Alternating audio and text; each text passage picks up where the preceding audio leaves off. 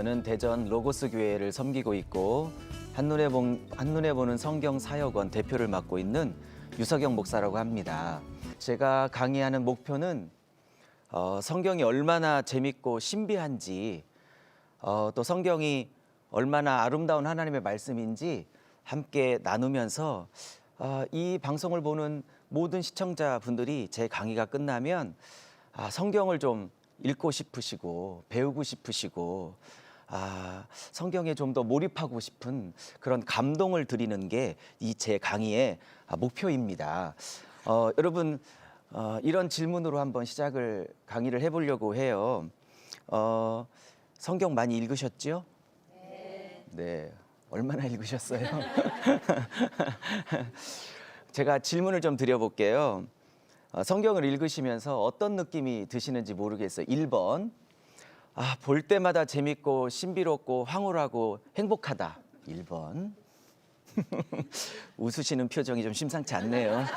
2번, 그럴 때도 가끔은 있지만 때로는 모르겠고 때로는 졸리기도 하고 때로는 어렵기도 하고 연결도 안 되고 그럴 때가 있다. 2번, 몇 번이시지요? 2번. 네, 어떤 데 갔더니 1.5번이라고 그러더라고요. 네, 왔다 갔다 하시기도 합니다. 제가 여러분의 고민을 잘 알고 있기에 성경이 얼마나 재밌고 신비로운 책인지 한 넉 주간 함께 나누고자 해요. 네, 이제부터는 제가 준비한 PPT를 가지고 말씀을 좀 나누도록 하겠습니다. 한번 보시죠. 너무나 재밌고 신비한 성경에 빠지라. 넉 주 동안 이랬으면 좋겠어요. 네, 정말로. 자, 이게 무슨 숫자일까요?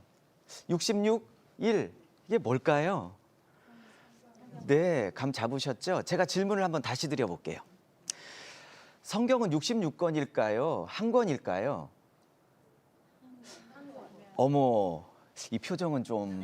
교회를 섬기고 있고 한눈에 보는 성경 사역원 대표를 맡고 있는 유석영 목사라고 합니다.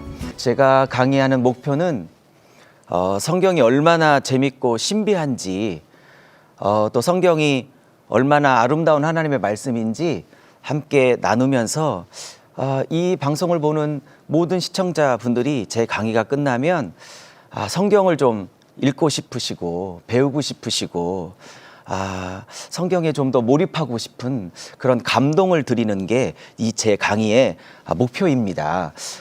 여러분 이런 질문으로 한번 강의를 해보려고 해요. 성경 많이 읽으셨죠? 네. 얼마나 읽으셨어요? 제가 질문을 좀 드려볼게요. 성경을 읽으시면서 어떤 느낌이 드시는지 모르겠어요. 1번, 볼 때마다 재밌고 신비롭고 황홀하고 행복하다. 1번. 웃으시는 표정이 좀 심상치 않네요. 2번, 그럴 때도 가끔은 있지만 때로는 모르겠고 때로는 졸리기도 하고 때로는 어렵기도 하고 연결도 안 되고 그럴 때가 있다. 2번, 몇 번이시지요? 2번. 네, 어떤 데 갔더니 1.5번이라고 그러더라고요. 네, 왔다 갔다 하시기도 합니다. 제가 여러분의 고민을 잘 알고 있기에 성경이 얼마나 재밌고 신비로운 책인지 한 넉 주간 함께 나누고자 해요. 네, 이제부터는 제가 준비한 PPT를 가지고 말씀을 좀 나누도록 하겠습니다. 한번 보시죠. 너무나 재밌고 신비한 성경에 빠지라. 넉 주 동안 이랬으면 좋겠어요. 네, 정말로. 자, 이게 무슨 숫자일까요? 66, 1. 이게 뭘까요? 네, 감 잡으셨죠? 제가 질문을 한번 다시 드려볼게요. 성경은 66권일까요? 한 권일까요? 어머, 이 표정은 좀... 분명히 66권 같은데 감 잡으셨죠? 우리 강사 목사님은 한 권의 의도가 있으신 것 같고, 그죠? 저는 물론 성경은 정경 66권이 맞아요. 근데 저는 한 권이라고 생각하는 사람이에요. 왜냐하면 66권이 한 권 한 권이 따로 떨어진 책이 아니고 이렇게 66권은 유기적으로 통일성을 가지고 치밀하게, 이 단어가 중요한 단어예요. 치밀하게 연결된 한 권의 책이다. 이런 생각을 제가 하는 거죠. 자, 무슨 얘기냐면 좀 말씀을 드려볼게요. 여러분 혹시 한 1년 전쯤 TV 드라마에서 나왔던 태양의 후예라는 드라마를 혹시 보신 적 있으세요? 네. 어머, 보셨군요. 거기 혹시 송송 커플 보셨나요? 네, 못 보신 분도 계시네요. 기도만 하시나 보죠. 거기 송중기, 송혜교 커플 제가 참 좋아했는데 제가 그거 보면서 그 둘이 좀 잘 됐으면 좋겠다. 근데 진짜 잘 됐어요. 최근에 결혼했죠. 이 태양의 후예라는 프로그램도 그랬고 예전에 대장금이라는 프로그램도 그랬고 이렇게 한 드라마를 쓸 때 시나리오 작가들이 어떻게 쓰는 줄 아세요? 이렇게 쓰지는 않을 것 같아요. 예를 들어 일부 써놓고 방영을 하고 또 국민의 반응을 받다가 또 부랴부랴 2부 쓰고 또 부랴부랴 또 반응 보고 3부 쓰고 그렇게 쓰진 않겠죠. 그죠? 예를 들어 대장금이 몇 부까지 했는지 기억은 안 나지만 66부라고 한다면 그 시나리오 작가는 분명히 제 예상이 맞다면 1편을 쓰고 66편을 마무리할 때 이미 66부 어떻게 끝날 것인지가 다 머리에 있어서 1부를 시작하지 않을까요? 그죠? 혹시 보신 분 기억나실지 모르지만 66부의 남자 주인공인 지진이와 여자 주인공인 산소 같은 여자 이영애가 해피엔딩으로 잘 아름답게 사는 마무리로 끝나고 있죠. 여러분 그래요. 한 편의 드라마, 한 편의 영화도 어떻게 마무리를 엔딩을 할 것인가를 이미 그 작가는 머리에 완벽하게 구상을 해놓고 첫 스타트를 시작하는 거예요. 하물며 한 편의 드라마도 그럴진데 진리인 성경을 쓰실 때 성령께서 창세기를 시작할 때 계시록에서 어떻게 이 스토리를 마무리할 건지를 모르고 쓰셨을까요? 이미 창세기 시작할 때 계시록에서 신랑이신 예수님 지진이 그다음에 신부인 우리 그리스도의 성도들 이영애 이렇게 만나서 21장 22장의 새하늘 새 땅에서 영원토록 행복하게 사는 해피엔딩이라는 것이 이미 성령님의 머릿속에 다 구상이 짜 있어서 창세기를 시작하는 거예요. 이해하셨죠? 네. 그래서 제가 보는 성경은요.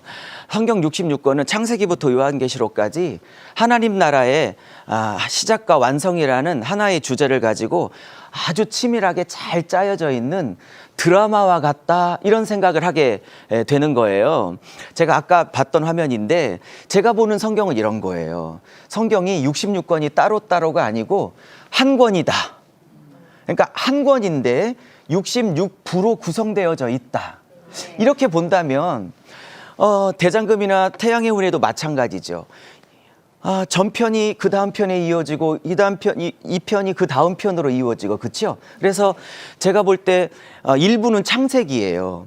2부는 출애굽기 그렇죠? 예. 3부는 레위기, 4부는 민수기 이러가면서 66부 요한계시록으로 끝나게 되어져 있는 거죠. 제가 보는 성경은 한 권처럼 봐야 된다 이렇게 보고 있어요. 자, 그 다음에요. 그러면 사랑하는 여러분, 성경을 한 권으로 봐야 하는데 성경 66권을 쫙 하나로 뚫어주는 어떤 바늘과 실과 같은 절대 주제는 뭘까요? 여러분이 생각하시는 성경의 주제는 뭐라고 생각하세요? 이럴 땐 가만 계시는 게 최고로 좋죠.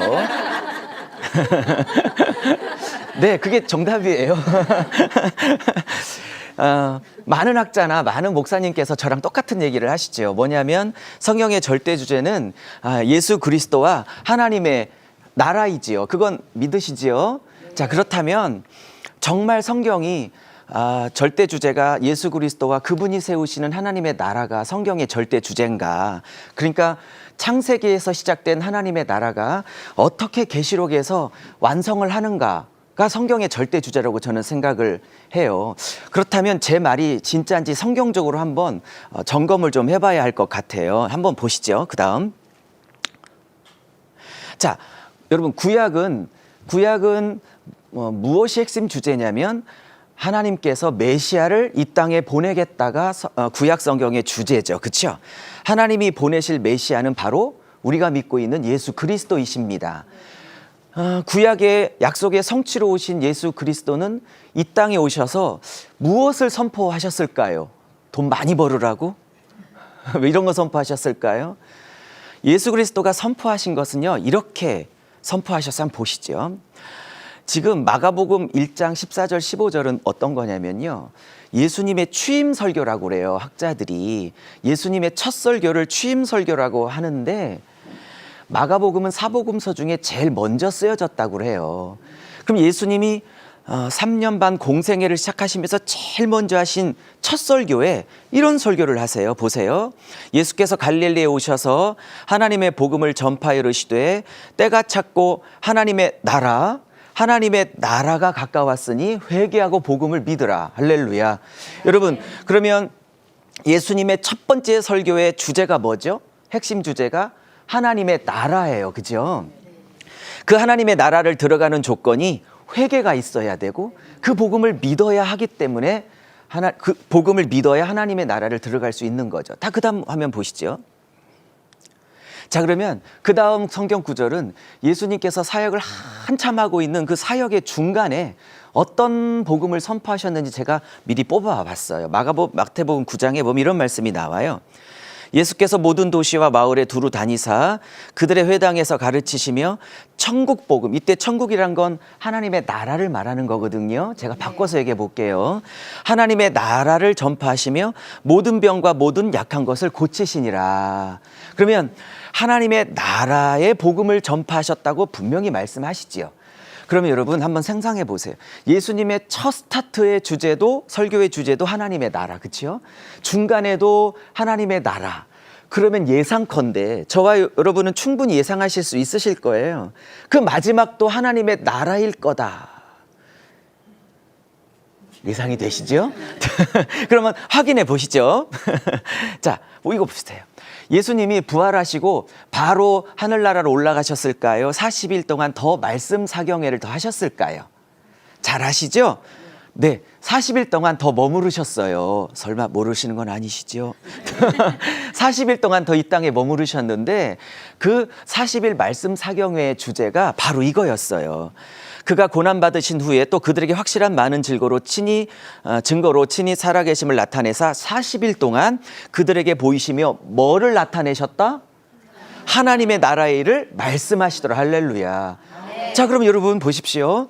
예수님의 처음 사역의 주제, 중간 주제, 그리고 승천하시기 전 40일 제자들에게 마지막 말씀 부흥회를 하시는 주제 다 하나님의 나라였던 거죠. 그죠? 그럼 예수님은 이 땅에 하나님의 나라를 세우러 오신 하나님 나라의 왕이신 거죠. 그러면 여러분과 저도 이 땅에 나만 잘 먹고 잘 살려고 태어난 존재가 아니라 예수님과 함께 그분의 동역자가 돼서 이 땅에 하나님의 나라를 세워야 하는 동역자로 부르신 거죠. 아멘 안 하셔도 그래요. 자, 그러면 이 사역을 이어받은 예수님의 사도들은 예수님과 다른 복음을 선포했을지 같은 것을 선포했는지 확인해 보시자고요. 자, 그러면 이 사도행전 8장은 7 안수 집사님 중에 한 분이신 빌립 안수 집사님이 사마리아 성에서 굉장한 부흥을 일으키셨을 때 설교했던 주제를 말하고 있거든요. 그러면 예수님의 사역을 이어받았던 빌립 집사님은 뭐를 선포했는지 한번 보시자고요. 8장 12절에 빌립이 하나님의 나라와 예수 그리스도의 이름에 관하여 전도했다 이렇게 나오죠. 어허, 지금 빌립 안수 집사님도 하나님의 나라를 전하고 있네요. 그죠? 그리고 오늘 강사로 온 유석영 목사도 지금 하나님의 나라를 넉 주 동안 전하려고 하고 있는 거거든요. 그렇죠? 자, 그러면 사도행전 마지막 장 마지막 절 사도 바울 목사님은 감옥에 2년 동안 갇혀 있으면서 그는 찾아오는 사람들에게 어떤 복음을 전했을지 한번 살펴보시자고요. 자, 이건 사도행전 28장 30절 31절은 가장 마지막 장 마지막 절이에요. 한번 읽어볼게요. 제가 바울이 온 이태를 2년 동안 자기 셋집에 머물며 자기에게 오는 모든 사람을 다 영접하고 그 다음에 제가 글씨를 키웠죠. 하나님의 나라를 전파하여 주 예수 그리스도에 관한 모든 것을 담대하게 거침없이 가르치시더라. 할렐루야. 여러분 정리해봐요. 그러면 예수님의 처음 중간 끝 이어받은 빌립, 바울 목사님 다 하나님의 나라, 그 중심에는 예수가 세울 하나님의 나라. 이것을 전파했다면 성경의 절대 주제는 역시 예수가 세울 하나님의 나라입니다. 아멘. 근데 제가 여기다가 기록은 못했지만 계시록의 주제도 하나님 나라의 완성이 계시록의 주제예요. 자, 그 다음 화면 보시죠. 그렇다면 제가 구약의 구조를 이렇게 한번 미리 짜왔는데 우리는 보통 구약 39권을 이렇게 배우셨어요. 어떻게 배우셨냐면 모세오경, 역사서, 시가서, 선지서 이렇게 외워, 이렇게 가르쳤잖아요. 물론 저도 그렇게 배웠는데요. 이게 좀 어렵고 잘 안 외워져요. 근데 이 39권이 하나님 나라가 절대 주제고 그것이 39권을 꿰뚫는 바늘과 실이라면 이것도 모세오경, 역사서, 시가서, 선지서 이렇게 딱딱하게 외우지 말고 제 용어로 한번 풀어봤던 거예요. 그러면 모세오경 5개는 뭐냐? 이런 거예요. 따라해 보세요. 하나님 나라의 설계도. 하나님 나라의 설계도. 무슨 얘기냐? 이 모세오경 5개는 하나님이 내가 나의 나라를 세우면 이런 나라로 세우고 싶어. 내가 꿈꾸는 나라는 이런 나라야. 라고 하나님의 설계를 딱 말씀하신 거예요. 근데 역사서는 뭐냐? 여호수아부터 에스더까지 12권의 역사서는 뭐냐? 하나님이 꿈꾸신 그 설계대대로 이스라엘의 나라가 그렇게 설계대대로 진행이 됐냐 안 됐냐에 관한 거예요. 이렇게 보니까 재밌지 않아요, 그죠? 네, 재밌다고 해주세요. 네.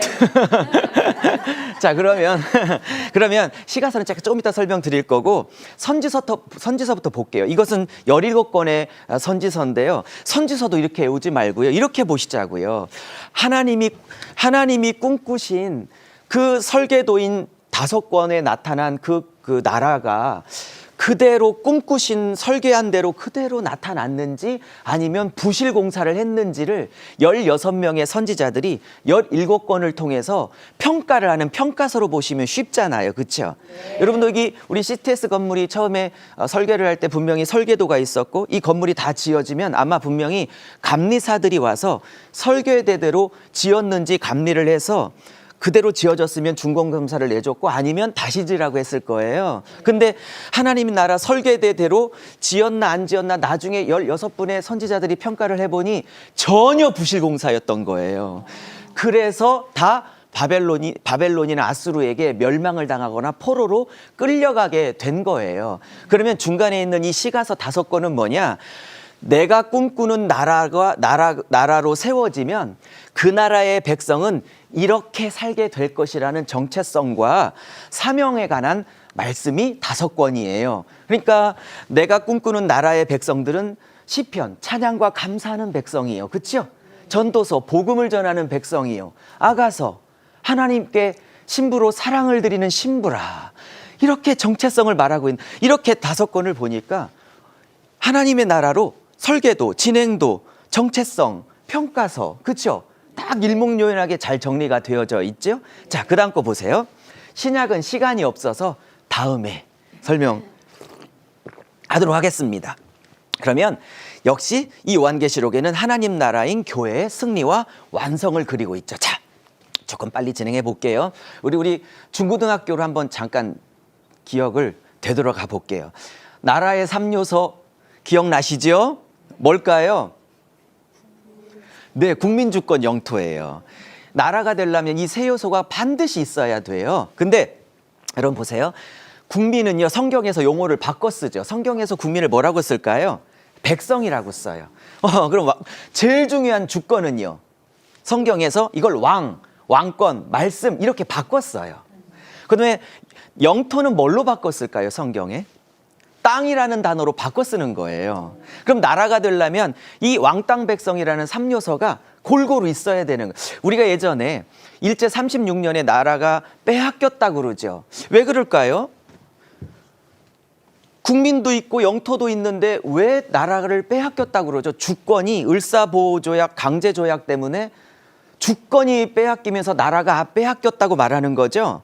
그러면 나라가 서려면 이 3요소 중에 다 중요하지만 그 땅의 백성이 그 땅의 백성이 왕의 주권, 우리로 말하면 왕이신 하나님의 말씀을 존중하고 사랑하고 순종하면 이 나라는 설 것이요. 이 나라가 어떻게 무너지냐면 그 땅에 사는 백성이 왕이신 하나님의 말씀을 우습게 여기고 불순종하면 이 나라는 무너지게 될 거예요. 그래서 아담과 하와가 에덴 동산의 백성이었는데 하나님의 말씀을 지키고 있을 때는 이 나라가 온전했지만 하나님의 말씀을 어길 때, 즉 선악과 금령을 어겼을 때는 이 나라가 무너지게 되는 거예요. 저와 여러분도 마찬가지예요. 우리도 하나님의 나라 안에 살고 있어요. 그렇죠? 이 나라가 온전해지려면 그 땅의 백성인 우리가 왕이신 하나님의 말씀을 온전하게 순종하고 살 때 그 나라가 설 수 있는 거예요. 할렐루야. 아멘. 자, 또 진행해 볼게요. 자, 그러면 하나님의 나라 왕땅 백성, 이게 핵심이죠. 그렇죠? 이 왕땅 백성이라는 이 개념을 가지고 제가 창세기부터 레위기, 민수기, 신명기, 여호수아까지 이번 주와 다음 주까지 강의를 하고자 해요.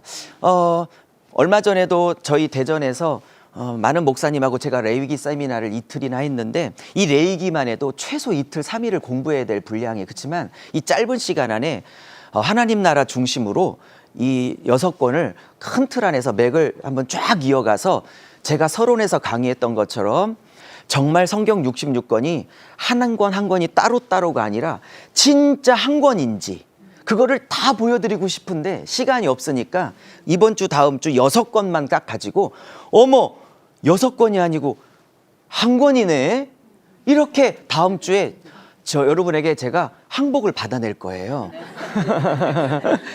제가 다음 달에 책이 한 권 나오는데 이렇게 전체를 이렇게 썼어요. 그중에 이제 앞부분만 제가 강의를 하고자 해요. 자, 창세기는 하나님 나라의 시작입니다. 하나님 나라의 시작.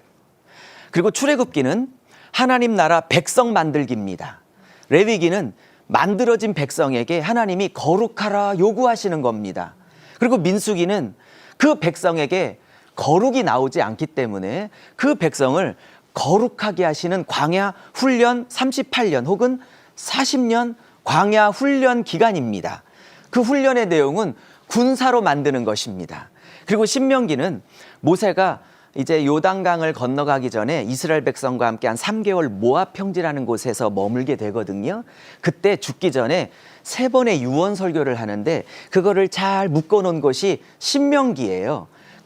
잘 안 보이세요? 제가 좀 물러설게요. 이 신명기에 보면 신명기의 주제는 하나님의 왕권, 하나님의 말씀이 주제입니다. 그리고 여호수아는 이제 모세가 죽고 여호수아가 이제 그 지도권을 받아 하나님의 땅인 가나안 땅을 정복하여 세상 나라, 바알 나라, 아세라의 나라를 다 무너뜨리고 그 땅에 거룩한 하나님의 나라를 세우는 장면이 바로 여호수아서입니다.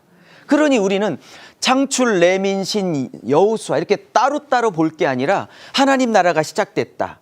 근데 그 나라의 백성을 먼저 구원해야 된다. 구원한 백성에게 거룩을 요구하신다. 근데 그 거룩이 하루아침에 안 나오니까 40년 광야 생활을 통해서 훈련하신다. 근데 그 훈련의 목적은 군대다. 이게 왜 군대인지 궁금하시죠? 다음 주 기대하시라. 그러면 다음 주에 설명할 텐데 왜 군대인지 설명할게요. 왜 군대를 훈련하시냐면 가나안 땅의 바알 문화, 아세라 문화, 세상 문화, 요즘으로 따르면 사탄 문화 박살내고 거룩한 하나님의 예수 나라 세워야 될 사람들이기에 이 훈련은 군대 훈련인 거예요. 복음의 군대, 말씀의 군대, 하나님 나라의 군대. 근데 여러분, 이 군대는 이 땅을 정복하려면 이 바알과 아세라라는 가나안 문화, 세상 나라를 박살내려면 무기도 필요하겠지요. 그러면 무기를 어디서 들려주냐면 신명기의 말씀을 통해서 말씀의 검, 복음의 검, 성령의 검을 들고 아세라와 바알의 목을 치러 가게 되는 거예요. 그러면 여러분, 제가 보통 모세 오경까지 강의하잖아요. 근데 제가 왜 여호수아까지 6권까지 들고 오는지 아세요? 이렇게 보니까 하나님 나라 3요소가 완성되려면 왕땅 백성이 완성돼야 되잖아요. 근데 출애굽기, 레위기, 민수기까지 해서는 백성이 만들어졌어요. 그리고 왕권은 신명기에서 이렇게 선포하셨어요. 그죠? 왕권을 내 말씀으로 통치하겠다. 근데 왕백성이 됐는데 지금 뭐가 비어 있어요? 땅이 비어 있죠. 그러면 땅까지 한 세트가 깔끔하게 완성이 되려면 모세오경까지 제가 강의를 해야겠어요. 여호수아까지 강의를 해야 왕땅 백성이라는 3요소 한 세트가 딱 떨어지게 되겠어요. 그렇죠? 네. 시간이 다 됐네요. 이렇게 시간이 금방 갔네요, 여러분. 재밌으셨죠? 네. 다음 주에는요, 제가 PPT를 더 준비해 왔는데 더 자세한 내용을 하나씩 6권을 공부하게 될 거예요. 그래서 실제로 하나님의 나라가 이 6권 안에서 어떻게 디테일하게 왕땅 백성이 맞물려서 하나님의 나라가 완성되고 진행되는지를 다음 주에 더 자세히 공부하도록 하겠습니다. 수고 많으셨고요. 다음 주에 뵐 때까지 한 주간 건강하시고 예수님 안에서 승리하시기를 바랍니다. 저는 다음 주에 찾아뵙겠습니다. 감사합니다. 오늘은 이제 조금 더 디테일하게 6권이 정말 한 권처럼 흘러가는지 한 권으로 볼 수 있는지 좀 더 디테일하게 설명을 드리고자 합니다. 지난번처럼 화면을 좀 보시면서 바로 설명을 들어가도록 할게요. 창세기, 출애굽기, 레위기, 민수기, 신명기, 여호수아 이 3권인데요. 이 보면 창세기는 하나님 나라가 시작됐습니다. 그렇죠? 그리고 이 하나님의 나라는 왕땅 백성 이 3요소로 구성되어져 있습니다. 하나님 나라가 세워지는 원칙이 있어요. 하나님의 나라는요, 반드시 그 나라를 대리 통치할 동역자를 통해서 그 나라를 완성해 가세요. 왜냐하면 하나님은 영이시기 때문에 그 나라를 대리 통치할 동역자가 필요한 거예요. 그게 아담이었고, 물론 실패했지만, 노아였고, 또 이 양반 술 때문에 또 실패했지만, 아브라함, 이삭, 야곱, 요셉, 또 우리 시대는 우리, 예수 믿는 저희들이 그때 하나님의 나라를 함께 세우고자 부르신 하나님의 나라의 동역자들이신 거죠. 그렇죠? 자, 그런데 이 동역자들을 부르셔서 하나님이 이런 약속을 하셨어요. 내가 너희들을 통해서 천하 만민에게 복을 주는 통로로 삼겠다. 그래서 이 약속을 이 족장들에게 하시게 되는 거죠. 더 자세한 얘기는 제가 이따가 미룰 거고요. 자, 이 4대 족장 중에 3번째 족장인 야곱의 12아들이 요셉이 마련한 애굽 땅의 고센 땅에 내려가 70명이 살게 되지요. 그러면서 400년을 살게 됩니다. 그게 출애굽기로 지금 넘어오고 있는 것이지요. 근데 문제는 하나님께서 이 여호수아서에 가면 가나안 땅에 하나님의 나라를 세우셔야 하잖아요. 근데 이 백성이 지금 400년 동안 노예로 살고 있잖아요. 그럼 여러분 어떡하겠어요? 여호수아에서 가나안 땅에서 하나님의 나라를 세우려면 제일 먼저 하나님이 하셔야 될 일은 뭐겠어요? 노예인 백성을 먼저 구원해서 당신의 백성을 먼저 만들어야겠죠. 그게 출애굽기의 주제인 거예요. 그래서 출애굽기의 주제는 노예가 된 백성을 하나님 나라 백성으로 먼저 만든다. 하나님 나라 백성을 만든다가 출애굽기의 주제인 거예요. 근데 노예 상태에 있으니까 모세를 통해서 구원을 해야겠지요. 그리고 마지막 10번째 재앙인 어린 양의 피를 가지고 이 백성을 구원해야겠죠. 그죠? 자, 그래서 어린 양의 피로 구원받은 이 백성이 홍해를 건너고 만나를 먹고 아말렉과 싸우고 반석의 물이라는 기적을 경험하고 그 많은 사건을 통해서 이제 시내산까지 오게 되는 거죠. 자, 여러분 시내산에서 율법을 받죠. 십계명을 받죠. 그게 19장인데요. 하나님이 모세에게 본격적으로 율법을 주기 전에 3대 사명을 먼저 선포하세요. 그게 바로 뭐냐면 이게 구약에서 굉장히 중요한 성경 구절인데요. 출애굽기 19장 몇 장이요? 19장. 예, 19장 5절 6절에 보면 이런 말씀을 하세요. 내가 너희들을 나의 소유로 삼았다. 제사장 나라로 삼았다. 거룩한 백성으로 삼았다. 이게 19장 5절 6절이고요. 이 3대 선언을 하시고 난 다음에 본격적으로 십계명을 말씀하시게 되는 거예요. 그러면 이 3가지 사명이 이스라엘 백성의 정체성이고 사명인 거죠. 그 중에 마지막이 거룩한 백성이 되라고 요구하셨어요. 왜냐하면 이스라엘 백성은 하나님 앞에 제사장 나라로 부름을 받았기 때문에 여러분 조금만 생각해 보세요. 구약의 성막이나 성전에서 제사장들이 감당하고 있는 역할이 뭐였죠? 죄인들이 하나님 앞에 가는데 중간 통로 역할이고 하나님이 죄인들을 만나시는 중간 통로 역할이에요. 맞죠? 그럼 이스라엘 백성을 제사장 나라라고 한 것은 하나님이 이스라엘이라는 나라를 통해서 열방과 민족을 만나시려고 하는 통로로 부르신 거죠. 베드로전서 2장 8절 9절에 보면 너희들도 왕 같은 제사장이라고 베드로 목사님이 말씀하시죠. 그럼 구약 백성이나 신약 백성이나 다 제사장으로 부름받은 거죠. 우리를 통해서 예수를 만나야 하는 거죠, 사람들이. 그러려면 하나님이 우리를 통해서 그분의 생명과 거룩을 안 믿는 사람들에게 흘러나가야 되는 통로인데 여러분, 이 통로가 더러우면 원래 하나님은 거룩하고 그 생명은 아름다운데 흘러나가는 통로가 더러우면 정결한 것, 거룩한 것만 흘러갈까요? 더러운 것이 섞여서 흘러갈까요? 그러면 우리가 정결해야 돼요? 더러워도 돼요? 그러면 제사장 나라 감당하려면 당연히 3번 거룩하라는 요구가 당연히 따라 나오게 되겠죠? 네. 아, 이렇게 설명했는데 어렵다 그러시면 반칙. 안 돼, 안 돼. 쉽죠? 네. 그러면 그 뒤에 나오는 막 10계명 막 이런 것들은 결국 거룩할 수 있는 방법을 제시한 거겠죠? 그러면 보세요. 그러면 여기에 거룩한 백성이라고 요구했다면 다음 책의 주제는 뭐겠어요? 어떻게 거룩할 수 있는가가 나오는 레위기가 다음 책에 나오는 게 당연하지 않겠어요, 그죠? 네. 이렇게 흘러가죠. 여러분, 미국 드라마는요, 그걸 미드라고 그래요, 미드. 미국 드라마는요, 하루 이틀씩 띄어서 봐도 괜찮아. 왜냐면 그날 스토리가 끝나. 근데 성경은요, 한드예요. 한국 드라마라고요.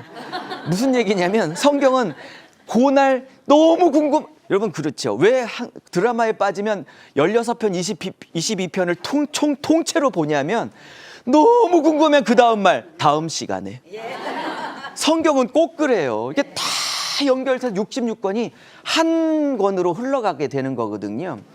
왜 레위기의 주제가 거룩이냐면 지금 모세를 통해서 구원하시고 3대 정체성 사명을 말씀하셨는데 그 마지막 사명과 정체성이 거룩해야 된다였어요.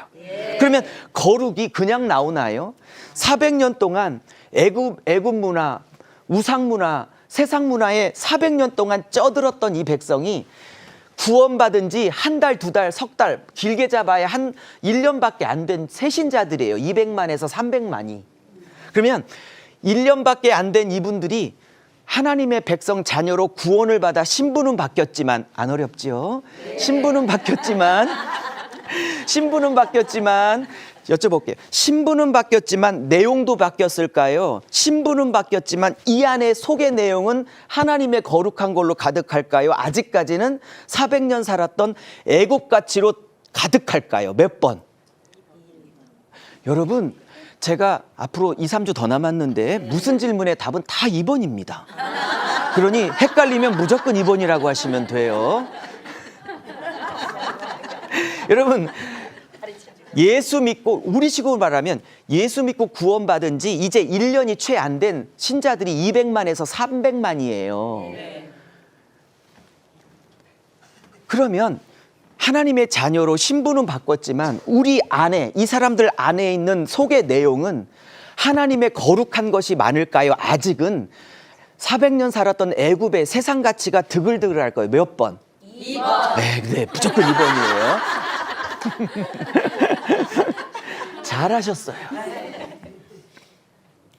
그러기에 가나안 땅에, 여호수아에서 가나안 땅을 정복하려면 거룩해야만 정복할 수 있는 땅이에요. 왜냐하면 그들이 400년 살았던 애굽이나 앞으로 가서 살아야 될 여호수아에서 정복해야 될 가나안 땅이나 애굽이나 가나안이나 똑같이 우상 문화고요. 똑같이 세상 가치고요. 똑같이 세상 기준이에요. 그죠? 네. 근데 비록 구원받고 신분이 바뀌었다 할지라도 이 안에는 세상이 애굽 사랑이 드글드글한데 이 상태에서 훈련받지 못하고 내면이 청결하지 않은 상태에서 가나안 땅에 들어가 전쟁을 하면 이 우상 문화, 바알 문화, 아세라 문화, 세상 나라 박살내고 하나님 나라 세울까요? 1번. 아니면 그대로 들어가면 거꾸로 먹히고 정복당해 똑같은 사람 될까요? 2번. 2번. 그럼요. 너무 쉽죠? 네. 그러면 레위기는, 자, 정리해 볼까요? 창세기는 하나님 나라가 시작됐다. 그러니까 창세기 1장 1절에 태초에 하나님이 천지를 창조하시니라, 이 말은요, 아담과 하와가 살아야 될 장소를 만들어주겠다, 그런 뜻이 아니에요. 그 말은 내가 이 우주와 역사와 만물 안에, 특별히 이 지구라는 땅 안에 나의 나라를 지금부터 시작한다, 이런 선언인 거예요. 그러면 하나님 나라의 원칙이 있다고 그랬죠. 반드시 동역자를 통해서 세워가신다고 그랬죠. 그죠? 그 동역자들이 이런 분들이었고, 그죠? 이런 분들이 지금은 노예가 되어 있기 때문에 모세를 통해서, 특별히 어린 양의 피를 통해서 홍해를 건너게 하셔서 그들을 하나님 나라 백성을 먼저 만들었어요. 그리고 이 만들어진 백성에게 3가지 사명을 선포하셨는데 제일 중요한 건 제사장 나라였어요. 왜? 하나님을 흘려보내야 될 통로인데 이 통로가 더러우면 하나님이 섞여서 나가, 우리의 더러움과 같이.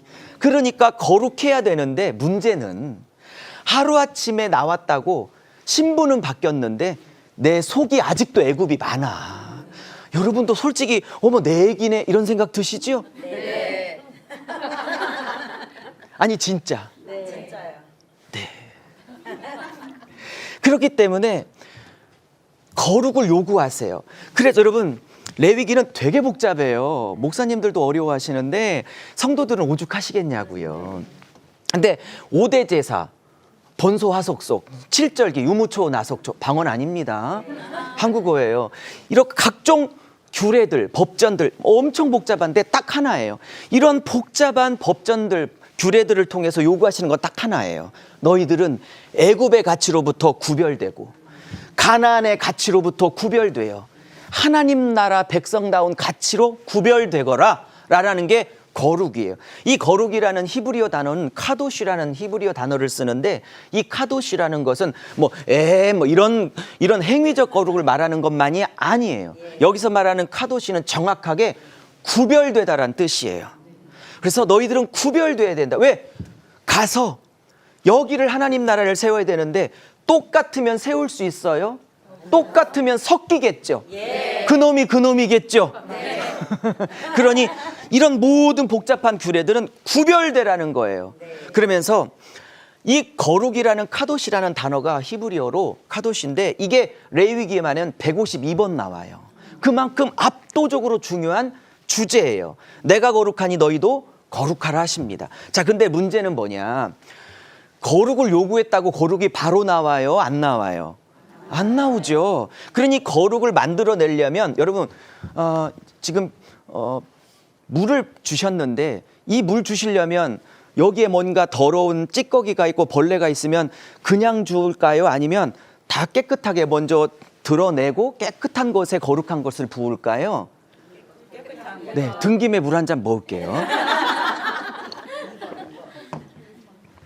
그죠? 그럼 민수기는 뭐냐면요, 거룩을 요구했지만 거룩이 안 나오니까 먼저 이스라엘 백성 마음의 잔안에 있는 애굽 사랑, 애굽같이 세상 사랑, 이것들을 먼저 다 드러내야 되는 거예요. 부어주려면 먼저 드러나야 돼요.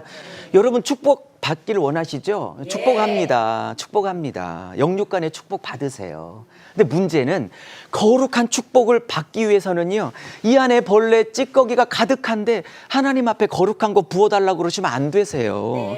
먼저 하나님의 거룩한 것을 받을 수 있는 거룩을 먼저 준비하셔야 하는 거예요. 내면을 먼저 정결케 하시는 작업이 축복받는 일의 먼저인 거예요. 그래서 회개하셔야 되고 거룩을 쌓으셔야 되고 자를 십자가에 못 박으셔야 되고. 표정 안 좋으시네. 회개하라고 그러니까. 자, 그러면 민수기 쪽은 어느 쪽이냐? 40년간 광야를 계속 뺑뺑뺑 훈련을 시키면서 하나를 하는 거예요. 세상 가치를 빼는 거예요. 이스라엘 백성이 맨날 모세에게 불평하죠. 뭐라고? 내가 애굽에 있을 때는 비록 노예였을지라도 고기 먹었다, 부추 먹었다, 파 먹었다, 양파 먹었다, 뭐 있지 또? 뭐 그렇게 해요. 그렇게 애굽 타령을 그렇게, 왜? 아직도 애굽이 그리운 거예요. 그래서 이 38년 훈련을 통해서 제가 정리를 했는데 옛 자아를 여기서 빼내는 거고요. 옛 성품을 빼내는 거고요. 내 힘, 내 자랑, 내 교만 다 빼는, 그리고 하나님만 의지하는 훈련을 40년간 해서 이 더러운 것들을 다 제거하는 거예요. 그러면 신명기는 뭐냐? 여러분, 제거하는 게 다예요? 아니면 채워야 돼요? 채워야 돼요. 옷을 벗는 게 다예요? 입어야 돼요? 입어야 돼요. 빼내는 게, 지겨우시죠? 빼내는 게 다예요? 다시 무장하는 거예요? 그럼요. 그러면 민수기 쪽은 주로 애굽사랑 옛가치 옛성품을 40년의 훈련 통해서 빼냈다면, 그러면 신명기는 거룩한 것으로 채워야겠죠. 네. 아, 안 어려우시죠? 네. 연결되시죠? 네. 그러면 신명기는 딱 3개월 안에 3번의 말씀을 선포한 건데 핵심은 그거예요. 나의 말씀으로 무장하라. 나의 말씀으로 무장하라. 나의 말씀으로 무장하여 순종할 때 그 나라에서 복 받을 것이고 너희들이 가나안 땅에 들어가 불순종하면 화가 있을 것이라. 그러면서 마지막 말씀이 뭐냐면 순종하는 게 어렵지 않아. 이렇게 말씀하시면 뭐라고 하냐면 나를 사랑하면 순종이 되게 쉬울 거야. 나를 사랑함이 없으면 순종이 어려울 거야. 제 아내가 임신했을 때 새벽 2시에 뭐 사다 줘. 하나도 안 힘들었어요. 10년 살았는데 지금 새벽 2시에 뭘 사다 줘? 주여. 여러분, 사랑하면 쉽고 사랑이 없으면 어려운 거예요. 하나님 사랑하시나요? 자, 그러면 연결해 볼게요. 여기서는 빼냈어요. 세상 가치를. 여기서는 하나님의 거룩한 가치로 무장했어요. 그러면 성경의 말씀은 또 성령의 검이라고도 말씀하시죠. 신약 성경에. 그러면 민수기와 여호수아 사이에 신명기가 있다는 건 굉장히 기가 막힌 구도예요. 왜? 여호수아에 가서 가나안 땅에 가서 이 바알 문화, 아세라 문화, 세상 문화를 잘라내야 하고 하나님 나라를 세워야 되는데 빼낸 것만 갖고는 안 되는 거야. 싸우려면 뭐가 있어야 되냐고요. 칼, 무기가 있어야 되죠. 그러니까 복음의 칼, 말씀의 칼, 거룩한 칼을 가진 군대가 여기서 무장을 해서 이 땅에 바알 문화에 아세라 문화의 목을 베고 하나님의 나라를 세우더라. 그랬더니 여기까지 하나님의 나라 세트가 한 세트가 완성이 된 거죠. 그죠? 예. 그러면 모세오경까지가 아니라 여호수아까지 강의를 해야 왕땅 백성 3요소가 딱 떨어지게 되죠. 예. 제가 만약에 신명기까지만 준비해 왔다면 왕땅 백성 중에 뭐가 비고 있는 거예요? 당연히 땅이 비겠죠. 그죠? 근데 여호수아까지 땅이 딱 완성되니까 한 세트가 된 거죠. 그죠? 그래서 학자들이 이것을 육경이다 그렇게 말하는 거예요. 그러면 뭐 이번엔 할 기회가 없지만 사사기, 레위기, 룻기 이렇게 가면 사사기, 레위기, 룻기 가면 그러면 여러분 여기에 아름답게 끝났던 딱 완성됐던 이 하나님의 나라가 사사기부터 쭉 발전하고 성장하고 커나가면 얼마나 좋겠어요. 근데 잘 아시다시피 사사기에 들어가서 이 나라가 박살나죠. 아까 지난주에 제가 설명드렸죠. 하나님 나라가 온전해지려면 백성이 왕의 말씀에 순종하면 온전해지지만 백성이 하나님의 말씀을 불순종하기 시작하면 그 나라는 망하게 된다. 근데 사사기에 하나님의 말씀을 완전히 불순종하죠. 그래서 사사기에는 또 하나님 나라가 무너져요.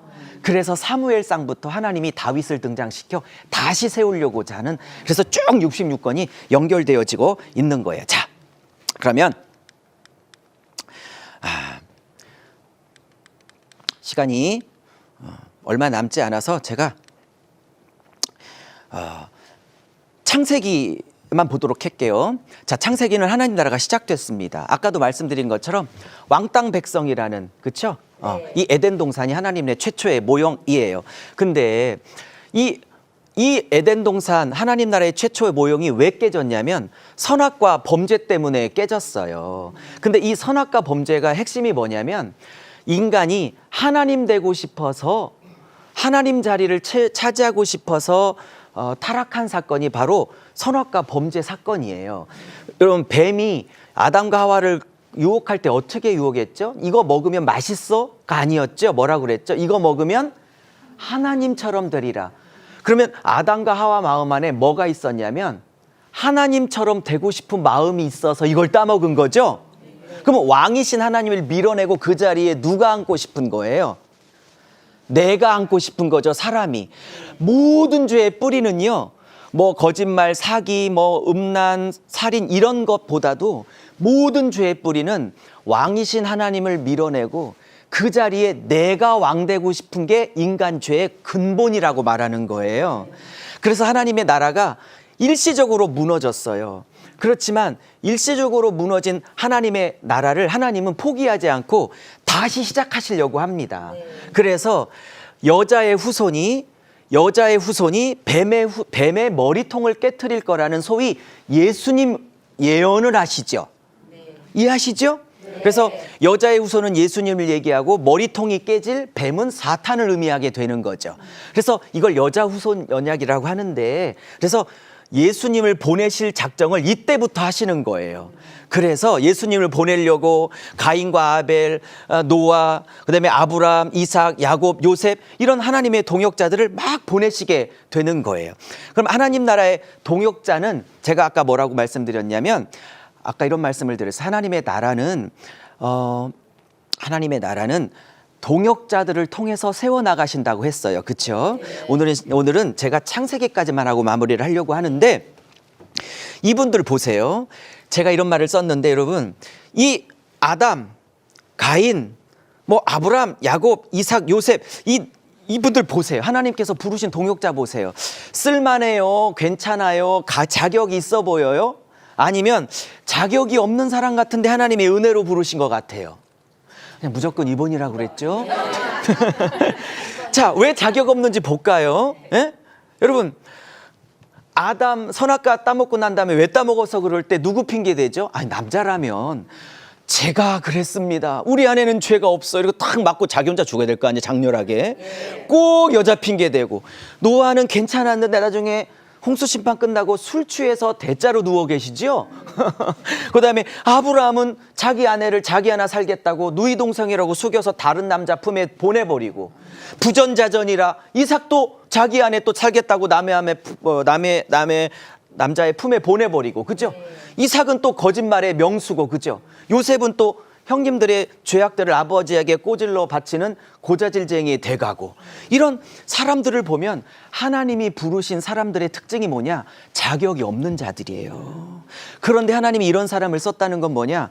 저와 우리가 똑같다는 거예요. 저나 여러분이나 하나님이 대단해서 똑똑해서 잘나서 하나님이 이 자리에 세운 게 아니고, 하나님이 부족하고 자격 없는 자들을 은혜로 부르셔서 하나님이 우리를 당신의 나라를 회복하는 일을 사용하시겠다 주님이 말씀하신 거예요. 그래 놓고 이분들에게 3대 약속을 하십니다. 땅 주겠다, 후손 주겠다. 제일 중요한 건 천하 만민의 복의 통로가 되게 하겠다. 이것이 이 족장 언약의 핵심입니다. 자, 오늘은 시간이 없어서 이 창세기까지 하겠고요. 다음 주에는 제가 마무리 못했던 나머지 5권을 함께 마무리하고자 합니다. 오늘 강의의 핵심은 뭐냐? 하나님 나라의 동역자들은 자격이나 탁월함이나 어떤 남들보다 뛰어난 것이 있어서 부른 자들이 아니고, 부족하고 연약하고 실수 많고 참 어리석지만 하나님이 오히려 부족하고 어리석은 자를 불러서, 하나님이 은혜로 불러서 우리들을 빚으시고 만들어 가신다고 하시기 때문에, 저 여러분이 부족하지만 다시 하나님 바라보고 그 은혜로 빚어가신 하나님 바라보고 이겨낼 수 있고 승리할 수 있기를 바랍니다. 수고 많으셨고요. 저는 또 다음 주에 찾아뵙도록 하겠습니다. 한 주 행복하시길 바랍니다. 감사합니다. 오늘은 지난번에 우리 창세기까지 공부를 했는데, 오늘은 조금 빨리 진행해서 나머지 5권을 전체적으로 훑어보고자 해요. 왜냐하면 다음 주에도 제가 하고 싶은 내용이 또 딴 신약이 있어서 오늘은 구약을 어느 정도 끝내보고자 합니다. 자, 은혜 많이 받으세요. 자, 우리 지난주에 이런 PPT 그림 기억나시죠? 그래서 이런 6권이 정말 6권이 따로따로가 아니라 하나님 나라가 시작됐고, 그리고 하나님 나라를 여기서 완성하기 위해서 먼저 400년 노예로 살고 있었던 백성을 먼저 만들어야겠고, 그러니 모세와 어린 양의 피를 동원하셔야 했고, 만들어진 백성에게 3대 사명을 선포했는데 제일 중요한 건 제사장 나라인데, 이건 통로이기 때문에 반드시 통로는 거룩해야 하기 때문에 거룩을 요구하시는 레위기의 그 복잡한 제사법과 절기법이 나오지만 핵심은 거룩하라는 거였다 말씀드렸고, 이런 말씀을 계속하세요. 내가 거룩하니 너희도 거룩하라. 거룩이란 게 이런 거 아니라고 그랬죠. 철저하게 구별되고 분리되라는 것이 카도시 152번이나 나오는 거룩이란 개념이었어요. 근데 문제는 하루아침에 신분이 바뀌고 하루아침에 하나님의 백성이 됐지만 거룩이 당장 나오지 않기에 거룩을 연습해야 되는 거라고 말씀드렸어요. 근데 제가 2주 동안 너무 할 게 많아서 빼트린 문장이 있었는데, 어떤 학자가 이런 얘기를 했어요. 제가 너무 은혜를 받았는데 이런 얘기를 했어요. 이스라엘 백성이 애굽을 빠져나오는 건 하루가 걸렸다. 맞죠? 어린 양의 피로. 근데 그 다음 말이 너무 멋져요. 이스라엘 백성 안에, 마음 안에 있는 애굽을 없애는 데는 40년이 걸렸다. 이걸 제가 했으면 얼마나 멋있었겠어요. 딴 학자가 했어. 그래서 이쪽은 빼내는 쪽이고, 옛가치를 지난주에 배우셨죠? 빼내면 다예요. 채워야지, 무장해야지. 말씀에 칼을 들어야 바알 목을 베고 아세라 목을 베고, 그렇죠? 사탄의 목을 베서 하나님 나라를 세우죠. 그러니 여기는 빼내는 쪽이고, 그렇죠? 여러분도 지금 여기를 살고 계세요. 우리도 이게 우리의 신앙생활이라면 하나님이 우리를 창조하셨어요. 그렇죠? 예수의 피로 우리를 구원하셨어요. 그리고 너희들은 세상 백성과 다르라고 우리에게 레위기를 요구하셨어요. 근데 우리가 레위기를 거룩을 요구받았지만 우리는 애굽이 좋고 가나안이 너무 좋아. 그 세상 문화가. 그래서 하나님이 물질의 연단, 남편의 연단, 자녀의 연단, 하여튼 아멘 해볼 때까지 갈게요. 뭐 이러저러한 연단, 환경이라는 맷돌 아래 가라. 우리를 다 옛자, 옛성품, 옛 고지, 내 잘난 맛 다 빼시죠. 그래 놓고 말씀으로 다시 채우고 말씀의 검으로 무장시켜서, 여러분 저는 대전에 사는데 유목사는 대전에서 나의 나라를 세우라. 어디? 집사님은, 권사님은 서울에서 나의 나라를 세우라. 이렇게 부르신 동역자들이죠. 그러니까 이 6권도 우리의 신앙의 여정으로 보면 어느 단계로 살고 있는지 금방 알 수 있는 거죠. 제가 이런 얘기는 오늘 처음 해보네요. 지난주에는 생각이 안 나서 얘기를 못했어요. 바빠가지고. 자, 그러면 자, 우리는 지난번에 창세기까지 살펴봤습니다. 그렇죠? 자, 오늘은 그 다음 레위기를, 출애굽기를 살펴보고자 합니다. 자, 그 전에 출애굽기 가기 전에 제가 4대 족장을 한번 이렇게 구성을 해봤어요. 여러분 아이아이오 아시죠? 아브라함, 이삭, 야곱, 요새 이 4대 족장은 아시지요?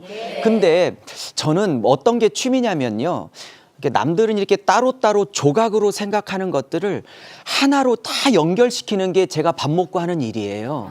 그게 너무 재밌어서 그걸 취미로 삼고 그걸 전념하고 있는 목사예요. 그래서 66권을 다 하나로 한 권으로, 그렇죠? 이 네 사람도 따로따로가 아니라 우리 집사님이, 권사님이 구원받아서 어떻게 축복을 받고, 그 축복을 받기 위해서 어떤 연단을 받고, 그 연단이 끝나면 어떻게 사명을 감당하고, 이렇게 저와 여러분의 구원부터 사명자가 되기까지 어떤 우리의 신앙의 4대 어떤 단계라고 풀어보면 이게 따로따로 얘기가 아니라 나의 4단계의 신앙의 여정을 보여줄 수도 있는 거죠. 자, 이 표정은 아셔서 아멘 하시는 건지, 자, 설명을 좀 드려볼게요. 그러면 우리의 신앙에는요, 아브라함적 단계가 있어요. 물론 이렇게 꼭 기계적으로 구별한다는 건 조금 그렇지만 은혜로 보시면 제 설명이 은혜가 되실 거예요. 우리는요, 아브라함 단계가 있어요. 여러분, 아브라함은 뭐죠? 자격도 조건도 안 되는데 은혜로 선택한 거죠. 그렇죠? 여러분 남편들 계시죠? 여러분 남편이 조금 부족해 보여도요, 다 아브라함보단 나아요. 왜냐하면 여러분의 남편은요, 여러분 팔아서 돈을 번 적은 없어. 그럼요. 아브라함은 2번씩이나 팔아서 돈을 벌잖아. 너무 심각하게 받아들이시네. 여러분, 자, 우스갯소리를 한 건데요. 제가, 여러분, 자격이 없다는 것 때문에 제가 일부러 그 우스갯소리를 해본 거예요. 그러니까 자격이 없는 자를 은혜로 선택하셔서 구원하시고 내 자녀야. 그리고 내가 너에게 복을 주리라 약속을 하셨어요. 우리도 예수 믿고 처음에 이런 단계를 거치죠. 그죠? 근데 그 다음에는 이삭의 단계를 우리는 걸어가요. 뭐냐면 구원받고 난 다음에 이삭은 이 4대 족장 중에 분량이 제일 적습니다. 왜 적냐면 어떤 분은 그러대요. 제일 4분 중에 신앙이 조금 그렇대. 그래서 정말 분량이 작을까요? 저는 그렇게 생각하지 않아요. 왜? 이삭의 분량이 제일 작은 것은요. 이분에게는요. 그냥 특별한 일이 없어요. 순종하여 복받고 순종하여 복받고 순종하여 우물 팠더니 물이 터지고 순종하여 복받고 여기는요. 고집세서 터지고 고집세서 터지고 고집세서 터지고 고집세서 터지고 여기는 개척 초기니까 그렇다고 치고 여기는 사명 감당해야 되니까 총리가 돼야 되니까 그 스토리가 길 수밖에 없고 그렇죠? 근데 여기가 짧은 것은 4대 족장 중에 제일 부족해서가 아니라 순종했기 때문에 특별히 다른 일이 없는 거예요. 여러분 이삭의 축복이 있기를 여러분에게 축복합니다. 아, 여러분 아멘 소리가 3주 중에 제일 컸어요. 자, 근데 이 이삭의 단계 여러분 보세요. 아브라함은 처음으로 구원받고 자녀가 되는 거듭남의 단계예요. 이해하시죠?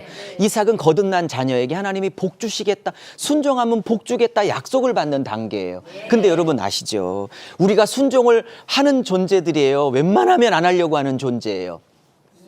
네, 항상 2번이라고 그랬죠? 네. 네. 2번이에요. 1번인 척하면 안 돼요. 2번입니다. 저와 여러분 다 2번입니다. 순종 잘 안 해요. 그러면 이삭의 복을 주기 위해서 하나님은 3번 야곱의 단계로 우리를 훈련시키세요. 그래서 야곱의 주제는 뭐냐? 고난과 아픔이에요. 그럼 요셉도 고난과 아픔이 주제예요. 근데 여러분 야곱의 고난과 아픔이나 요셉의 고난과 아픔이나 뭐가 더 강력해요? 비교할 수 없을 만큼 정말 파란만장해요. 두 분의 족장이. 근데 성격이 너무나 달라요. 왜? 야곱의 고난과 아픔은 요셉부터 설명을 드릴게요. 요셉이 17부터 30 국무총리가 될 때까지 13년간 당했던 고통은 종살이 10년, 감옥살이 강간범으로 3년, 총 13년의 고난과 아픔은 요셉의 자아나 못된 기질이나 사기치는 습관이나 거짓말 이런 거 박살내려고 즉 자아를 부수려고 하나님이 들들 연단에 간 연단일까요? 아니면 본인보다는 형님들 12명, 형님들 그다음에 조카 70명 이렇게 동족을 구원하고 가뭄에 고통당하는 애굽 백성들 그 주변의 백성들을 살리기 위한 다시 말하면 다른 사람의 생명을 살리기 위한 사명 때문에 당하는 고통이었겠나요? 두 번째예요. 근데 여러분 보세요. 야곱 스토리 잘 아시죠? 야곱은 누군가를 살리기 위해서 그런 고통과 아픔과 눈물을 흘렸어요. 요셉 안에 있는 사기성, 거짓말, 남들 뒤통수 때리는 거, 그렇죠? 그런 거 다듬으려고 하나님이 부셨던 고통이 성격이 많지요. 그러면 똑같은 고난이라도 야곱은 자아를 부수려고 하나님이 만드신 고난이고요. 요셉은 남을 살리기 위해서 주신 사명적 고난이라고 볼 수 있는 거예요. 자, 그러면 이 네 분의 족장을 유목사 개인의 신앙의 성장 단계로 봅시다. 여러분의 조남을 모르니까 그냥 제 이름으로 할게요. 유석영이라는 한 사람이 처음에 아브라함 단계를 거쳐요. 아브라함처럼 구원받고 선택을 받고 거듭나 하나님의 자녀가 됐어요. 그리고 하나님은 이삭의 단계처럼 순종하면 복 주시려고 그래요. 근데 이 복을 받기에는 제 안에 하나님이 싫어하는 자아가 너무 드글드글하게 많아요. 그래서 하나님이 이 자아를 다 부수세요. 그래서 자아를 부수는 고난이에요. 제가 볼 때 저와 여러분은 지금 야곱의 단계를 살고 계세요.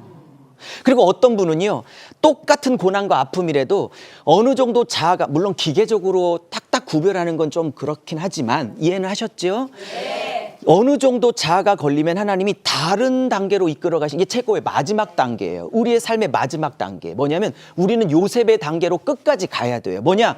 그때부터는 나를 부수기 위한 고난이기보다는 내가 죽어, 내가 손해보고, 내가 아파하고, 내가 눈물 흘린지언정, 내가 손해를 본지언정 나를 통해 누군가가 살아날 수만 있다면 그 길을 걸어가겠다고, 신약으로 말하면 십자가의 좁은 길을 걸어가겠다고, 그래서 남들이 살 수만 있다면 내가 그런 십자가의 좁은 길 걸어가 남의 생명을 살려보겠다고 그렇게 살아가는 사명적 단계를 요셉의 단계라고 하는 거예요.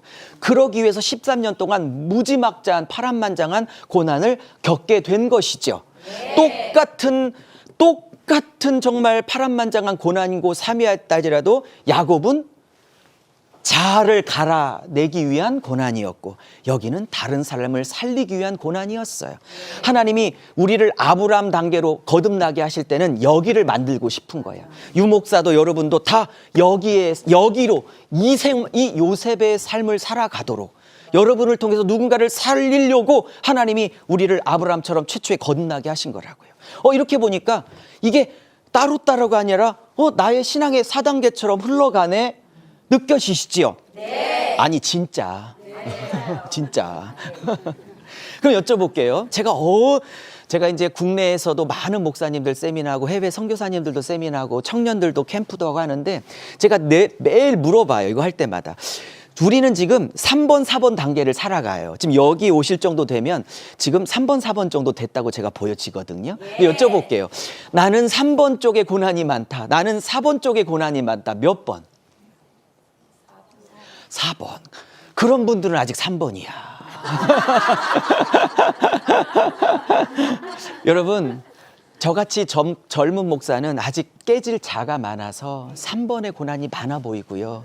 우리 누님들은 여기 권사님들은 인생을 많이 사시고 저보다는 많이 십자가에서 못 받고 갈리셨겠죠. 그렇군요. 과연 그래서 여러분은, 제가 볼 때는 우리는 야곱의 고난과 요셉의 고난 그 사이를 함께 겸하여 받고 있는 게 맞아 보여요. 네. 자, 재밌지요? 네. 자, 이제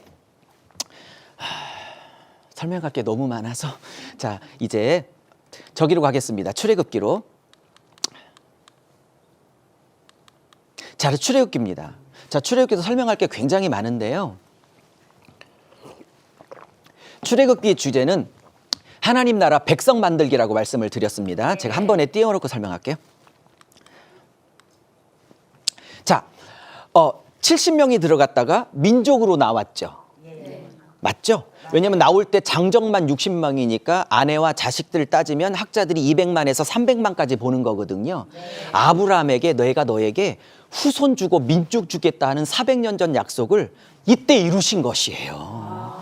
그러면서 400년 노예로 살게 되죠. 요셉을 모르는 애굽의 새 왕이 일어나 가혹한 노동을 시켜 이제 노예 생활이 시작됩니다. 이때 부르짖죠. 바로가 핍박하니까 부르짖죠. 제가 여기서 느끼는 게 있어요. 요셉을 모르는 새 애굽 왕이 와서 핍박을 시작하니까 기도하고 부르짖죠. 여기서 원리가 하나 있어요. 사람은 어렵고 힘들고 아파야 기도한다는 거예요. 그죠? 그래서 기도하라고 이렇게 아픔이 있으셨던 거예요, 인생에. 너무 가면하시네. 그러면서 이스라엘 백성을 구원하시려고 하나님이 지도자 한 사람을 훈련하십니다. 다 설명할 시간이 없으니까 나중에 할게요. 80년을 훈련하세요. 80년을. 그래놓고 모세를 통해서 10가지 재앙을 내리셔서 바로의 고집을 꺾어내십니다. 피게이파, 돌종, 우메 흑장.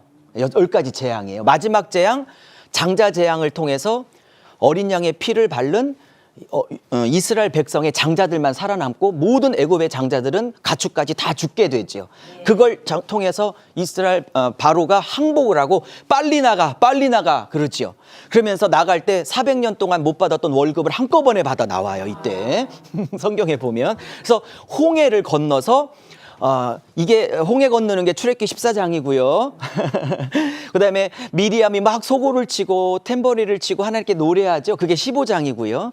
만나가 하늘에서 내려오는 첫 사건이 16장이고요. 반석에서 물이 터지는 것이 17장. 아말렉과 싸우는 게 출애굽기 18장. 이드로가 와서 장인이 와서 네가 너무 힘이 드니까 좀 일을 좀 나눠서 해라. 천부장 백부장 이렇게 일을 분담시켜 주는 게 18장. 요까지가 시내산 오기 전까지예요. 이 사건도 다 영적인 의미가 있어요. 왜냐하면 이 사도 바울이 뭐라고 그랬냐면 이렇게 말해요. 고린도전서 10장에 모세가 이스라엘 백성과 함께 홍해를 건너오는 사건을 모세에게 속하여 그들이 바다에서 세례를 받고, 세례란 건 뭐예요? 예수와 함께 죽고 살아나는 걸 세례라고 하죠, 신약에서. 근데 사도 바울이 고린도전서 10장에 출애굽 홍해도한 사건을 굉장한 기적이야 라는 기적으로만 보지 않고 그 사건을 예수와 함께 죽고 올라올 때는 예수와 함께 살아나는 구속사 사건인 십자가의 사건으로 풀었다고요. 그리고 또 사도 바울이 고린도전서 10장에 반석에 물 터지는 사건을 기적 사건이야 이렇게 안 풀어요. 이렇게 풀어요. 10장 고린도전서 10장 3절 4절 이렇게 풀어요. 그들이 광야에서 반석에서 신령한 음료를 먹었나니 그 반석은 바로 그리스도 예수니라 이렇게 풀어요. 그러면 이때 모세가 반석을 팍 때릴 때 물이 막 터져 나와서 그 물로 백성이 갈증을 풀었잖아요.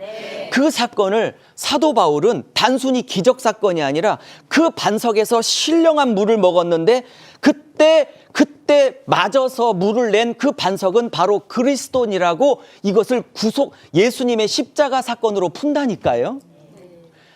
읽어보세요. 그럼 이 모든 사건들은 다 예수님 얘기하는 거죠. 이 짧은 시간에 제가 다 얘기할 수가. 성경은요 평생 배워도 출애굽기만 배워도 3박 4일을 다 해도 못하는 분량이에요. 제가 마음이 바빠서. 자, 그러면서 아까도 말씀드린 것처럼 이렇게 3대 선언을 하시고 제일 중요한 건 통로인 제사장 사명. 그러면 제사장은 거룩해야 되죠. 거룩할 수 있는 율법을 주셨죠. 근데 율법대로 살지 못하면 죄가 우리 그 백성들 안에 들어오면 예수가 오시기 전이기 때문에 성막에서 일시적이지만 짐승의 피를 가지고 그 피로 용서받는 일시적인 해결책을 주신 거죠. 이 성막에서 피 흘려 죽은 그 어린 양 염소는 다 신약시대 때 우리를 위해서 피 흘려 죽으실 예수를 상징하는 짐승들이죠. 그렇죠? 네. 그러면서 시내산 언약이 있어요. 그 안에 금송아지 숭배 사건이 있는데 이것은 다음 기회에 설명하도록 할게요. 너무 아쉽지만 안 돼 지금은. 자, 그다음에요. 레위기 갑니다. 레위기. 자, 레위기는 당연히 하나님 백성의 거룩함입니다. 아까도 다 설명드렸지만 여러분 출애굽기 40장이요. 40장이 성막을 완성하는 거예요. 성막을 완성하고 한 30일 동안 머물러 있었을 때 주신 법이 레위기 법전입니다. 거룩하라고 말씀하신 거고 5대 제사, 정부 음식, 뭐 먹어라 먹지 말라 한참 복잡하게 나오죠. 그다음에 7절 이런 모든 것들이 다 뭐냐? 내가 거룩하니 너희도 거룩하라. 즉 분리되라.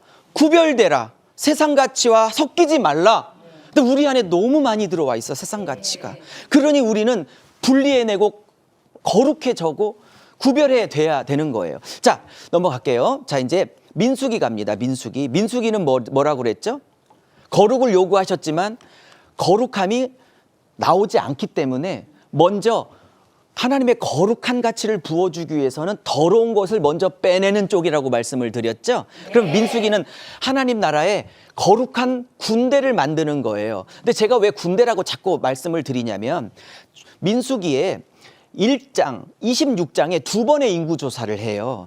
근데 1장에서 60만 3,550명, 26장에 60만 1,730명, 거의 60만을 맞추는데 조건이 있어요. 세 가지. 첫째, 20세 이상이어야 된다. 남자여야 된다. 근데 문제는 싸움에 나갈 만해야 된다. 이게 중요해요. 그러니까 20세 이상이 됐는데 좀 다리가 불편하셔요. 어떤 분이. 그러면 이 인구조사의 개수에 치지를 못했어요. 이렇다는 건 이것은 군대란 뜻이거든요. 그럼 1차, 2차 인구조사는 궁금해서 한 게 아니라 군대 숫자를 센 거예요. 왜?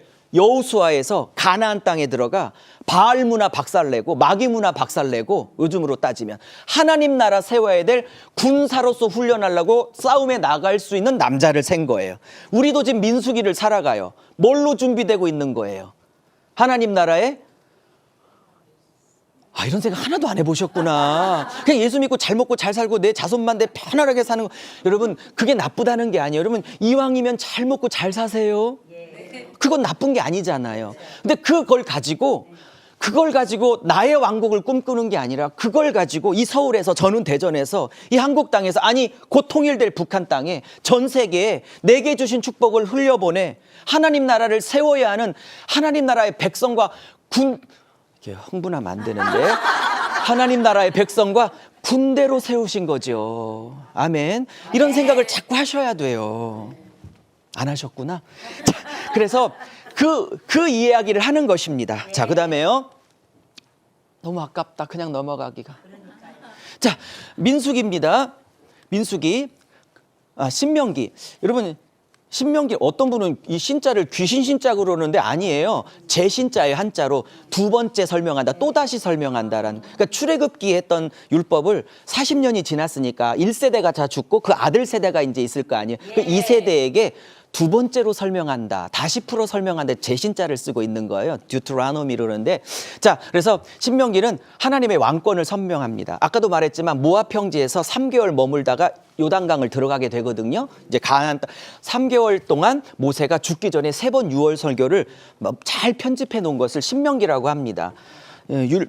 출애굽기 세대에게 2세대에게 선포한 거고요. 핵심은 이거예요. 순종하면 복이 있을 것이로되 불순종하면 화가 있을 거라다. 근데 이걸 어떻게 지켜요? 근데 주님 말씀하세요. 날 사랑하면 순종하게 된단다. 여러분, 아들들이 여자가 생기는 순간 아들이 아니라 다른 여자의 남자거든요. 네. 그렇게 못 끊던 담배 단번에 끊어요. 왜 그럴까요? 애인이 뽀뽀 안 해준다고 그래서 그날 끊었어. 맞아. 엄마 아빠가 목사님이 그렇게 끊으라고도 못 끊는 담배를 사랑이 끊으라 하니 끊는 거예요. 사랑하면 끊어져요. 사랑이 말하면 끊어. 맞아요. 그래서 신앙생활은 사랑하면 무진장 쉬운 것이로되 내가 예수 사랑이 없으면 신앙생활만큼 더럽고 힘든 게 없다. 주님을 사랑하십시오. 여기까지가 신명기입니다. 제가 끝내야 될 때가 와서요. 자, 이제 여호수아는요.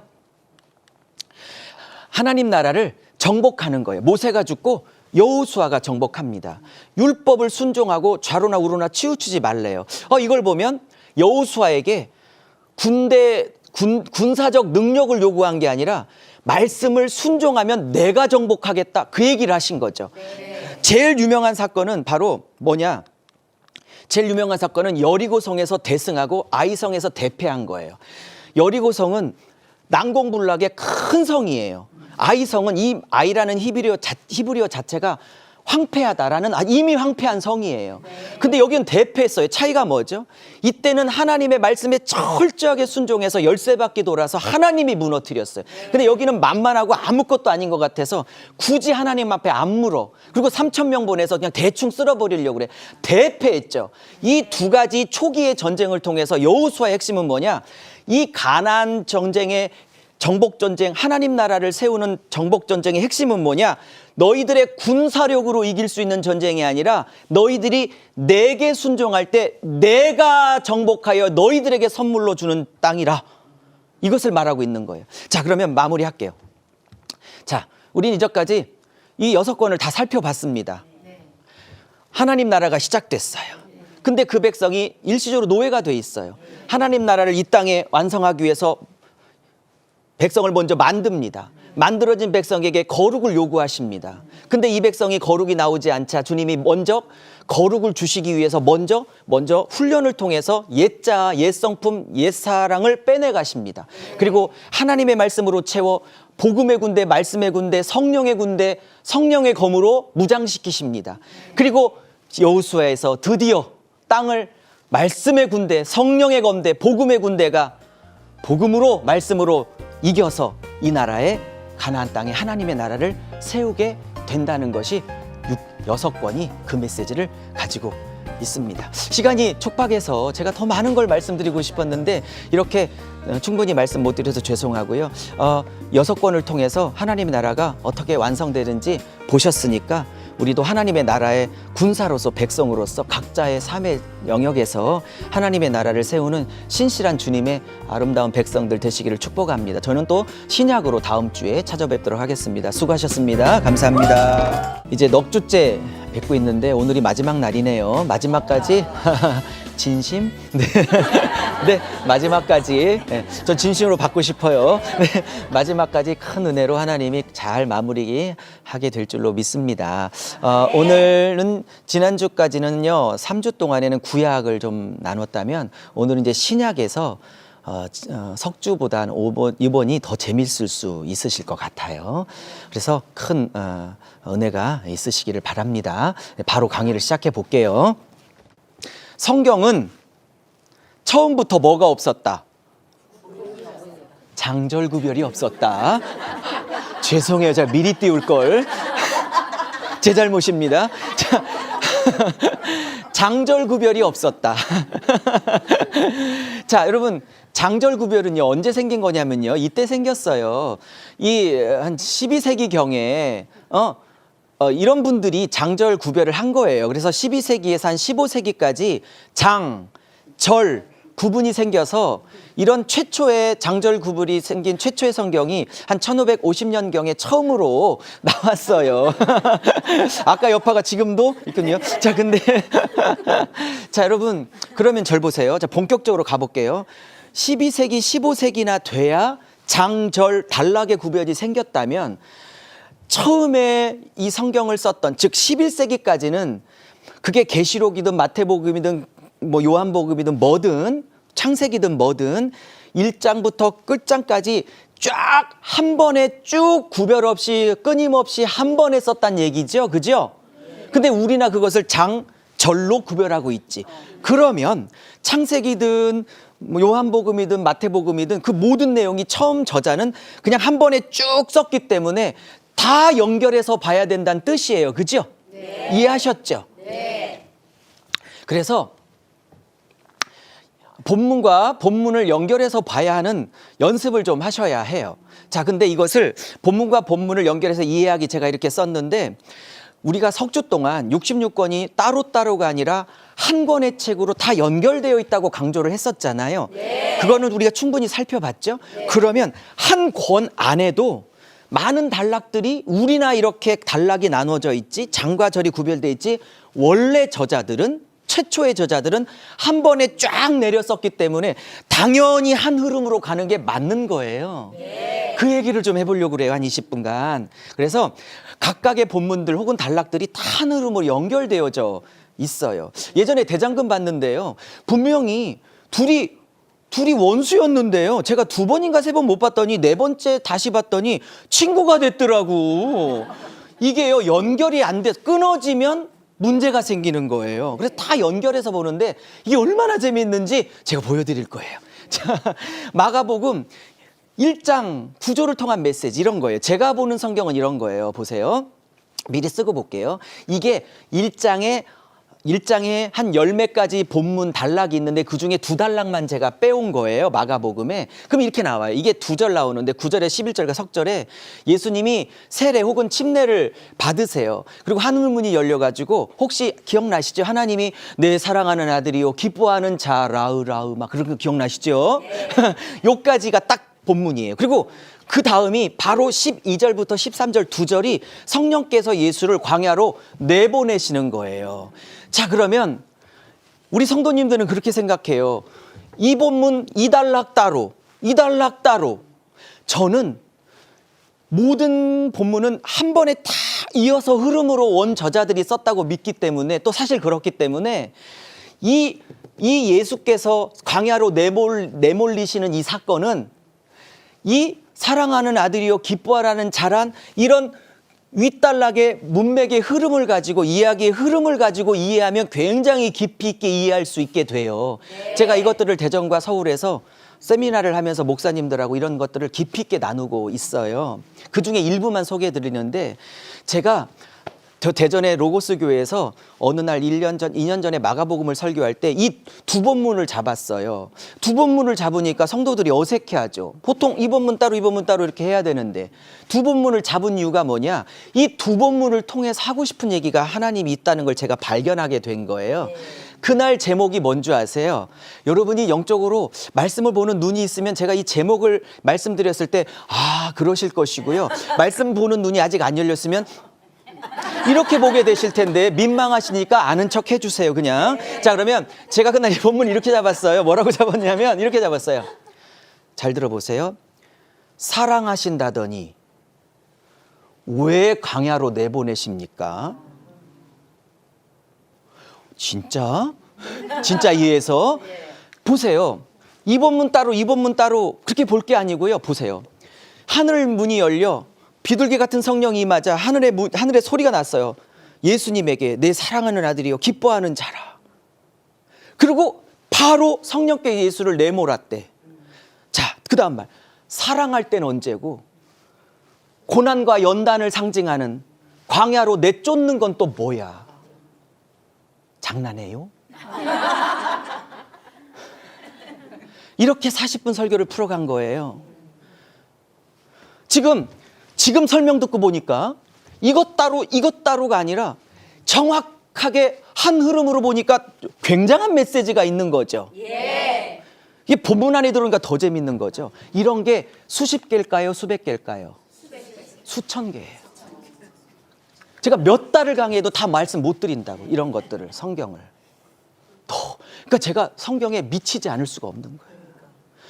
그래서 근데 재밌는 건요. 성령께서 예수를 광야로 내모라 할 때 마태복음이나 누가복음은 성령께서 예수를 광야로 이끌었다라는 그냥 평범한 단어를 써요. 어조가 그냥 무난한 단어를. 근데 이 마가복음은요. 마가가 굉장히 강한 단어를 쓰는데 이 몰아내셨다가요. 헬라어로 뭐냐면요. 원형이 따라해 보세요. 에크발로. 이 에크발 외우기도 쉬워. 발로 찼다. 발로 에크발로. 이 에크발레인데 이게 굉장히 강한 단어인데요. 우리나라는 이게 번역을 잘 하긴 했는데 이거보다 더 센 단어예요. 강제로 내쫓다, 강제로 내던져버리다 이런 뜻이에요. 여러분, 광야를 살아가고 있는 성도들이 있어요. 물질의 광야, 자녀의 광야, 질병이라는 광야, 관계의 광야. 이런 광야 속에서 눈물 흘리고 아파요. 밤에 잠도 못 주무시고. 그럴 때 이 광야에서 우리는 뭘 생각하죠? 하나님이 날 안 사랑하나 봐. 하나님이 날 안 좋아하나 봐. 근데 성경은 그걸 뒤집어요. 뭐라고? 내가 사랑하고 기뻐하는 아들이고 권사고 장로요 목사일수록 나는 그를 광야로 내보내 훈련시킨다. 사랑하기 때문에 광야로 보낸다. 그래서 그날 제목이 제가 도전적으로 던진 거예요. 사랑하신다더니 왜 광야로 나를 내보내십니까? 질문을 제목으로 던져놓고 답을 사랑하는 자일수록 광야에 보내 훈련시켜 하나님의 통로로 사용하려고. 왜?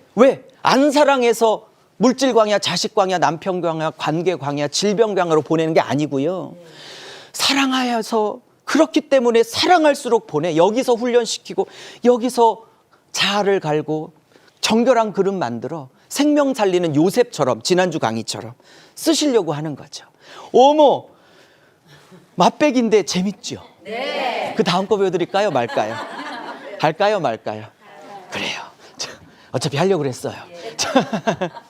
자, 이런 게 막 수천 개라니까요. 자, 창세기만 뽑아왔어요. 제가 준비한 건 굉장히 많은데 한 10분의 1만 오늘 하고 가야 될 것 같아요. 10분의 1만. 자, 12장 13장까지 쓸게요. 네.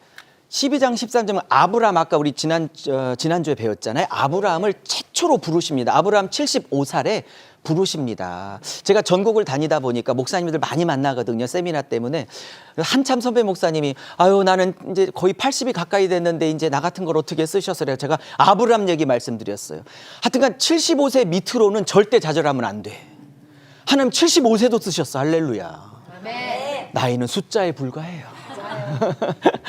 자, 아브라함을 하나님이 부르십니다. 그러면서 약속을 하십니다. 땅 주겠다. 여호수아에서 이루어졌죠. 백성 주겠다. 출애굽기에 이루어지셨죠. 그죠? 그러면서 약속을 하십니다. 근데 문제는 여기까지가 8절이고요. 9절부터 이 땅에 기근이 있어 살살 남방으로 내려갑니다. 그러다가 애굽까지 가게 돼요. 성경을 잘 보면 애굽으로 처음부터 갈 생각이 아니었고 급한 대로 너무 기근이 심하니까 조금씩 내려가다가 애굽으로 쏙 들어가게 된 거예요. 어느 날 타락하는 게 아니고요. 어느 날 사고 치는 게 아니고요. 조금씩 타협하다가 확 잡히는 거예요. 또 하나, 하나님이 약속하신 땅에 기근이 왔죠. 이게 성도들이 막 못 받아들여요. 하나님이 가라고 한 땅 시키는 대로 했는데 왜 이렇게 기근을 줘? 사랑한다더니 왜 광야를 보내? 하라는 대로 해서 이 땅 왔더니 어떻게 기근이 있어? 이런 게 성도들의 고민이라고요. 제 결론, 하나님이 약속하신 땅 순종해서 왔는데도 불구하고 여전히 기근은 있을 수 있다. 자, 이러면서 내려갑니다. 그리고 여차저차해서 바로 왕이 이 사라를 너무 마음에 들어해서 아내로 취하죠. 근데 여러분, 아니 어떤 남편이 내가 죽을지언정 내 아내가 다른 남자의 품에 안기는 걸 축복해, 어서 자고 와, 이렇게 할 남편이 어디 있어요. 내가 죽더라도 아내를 하고 같이 죽든지. 이런 표현 죄송합니다. 이 인간 보세요. 하늘에 계신 아브라함이 좀 죄송합니다. 이해해 주시겠죠, 위에서. 은혜를 설명하려고 그러니까. 이분 보세요. 자기 살겠다고 아내 누이라고 속이죠. 근데 어떤 분들이 이거를 자꾸 아브라함의 실수라고 자꾸 그렇게 말씀하시더라고요. 저는 절대 동의 안 해요. 너무 겁나서 그냥 우연히 어떻게 얼떨결에 보냈다. 아니, 그렇다고 치자고요. 좋아. 인정해요. 그럼 저 20장에 몇십 년이 지나 두 번째 왕이 나타나는데 그랄 왕, 즉 블레셋 왕 그랄 왕이 아비멜렉이 또 이 사라를 취해요. 그때 또 팔아먹죠.